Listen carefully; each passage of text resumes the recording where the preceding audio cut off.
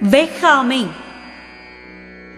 நடுவின்றி நன்பொருள் வெகின் குடிபொன்றி குற்றமும் ஆங்கே தரும்.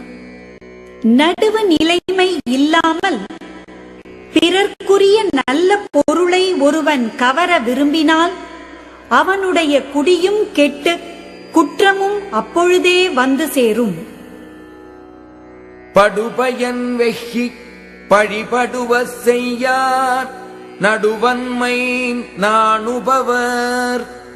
நடுவு நிலைமை அல்லாதவற்றைக் கண்டு நாணி ஒதுங்குகின்றவர் பிறர் பொருளை கவர்வதால் வரும் பயனை விரும்பி பழியான செயல்களைச் செய்யார். சிற்றின்பம் வெகி அரண் அல்ல செய்யாரே மற்றின்பம் வேண்டுபவர்.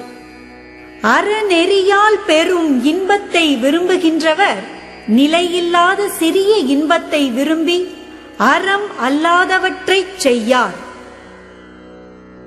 இளம் என்று வெகுதல் செய்யார் புலம் வென்ற புன்மையில் காட்சியவர். ஐம்புலன்களையும் வென்ற குற்றமில்லாத அறிவை உடையவர் யாம் வறுமை அடைந்தோம் என்று எண்ணியும் பிறர் பொருளை விரும்பார். அகி அகன்ற அறிவு என்னாம் யார் மாட்டும் வெகி வெறிய செயின். யாரிடத்திலும் பொருளை கவர விரும்பி பொருந்தாதவற்றைச் செய்தால் நுட்பமானதாய் விரிவுடையதாய் வளர்ந்த அறிவால் பயன் என்ன? அருள் வெகி ஆற்றின் கண்ணின்றான் பொருள் வெகி பொல்லாத சூழக்கெடும்.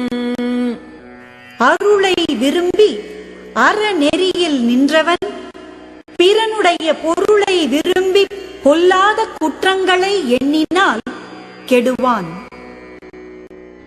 வேண்டற்க வெக்கியாம் ஆக்கம் விளைவையின் மாண்டற்கு அரிது ஆம் பயன்.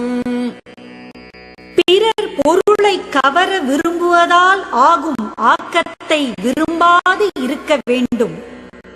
அது பயன் விளைக்கும் போது அப்பயன் நன்மையாவது அரிதாகும். அஹாமை செல்வத்திற்கு யாது எனின் வெஹாமை வேண்டும் பிறன் கைப்பொருள். ஒருவனுடைய செல்வத்திற்கு குறைவு நேராதிருக்க வழி எது என்றால் அவன் பிறனுடைய கைப்பொருளை விரும்பாது இருத்தலாகும். அரண் அறிந்து வெஹா அறிவுடையார் சேரும் திறன் அறிந்து ஆங்கே திரு. அறம் இஃது என்று அறிந்து பிறர் பொருளை விரும்பாத அறிவுடையாரை திருமகள் தான் சேரும் திறன் அறிந்து அதற்கு ஏற்றவாறு சேர்வாள். இரல் ஈர்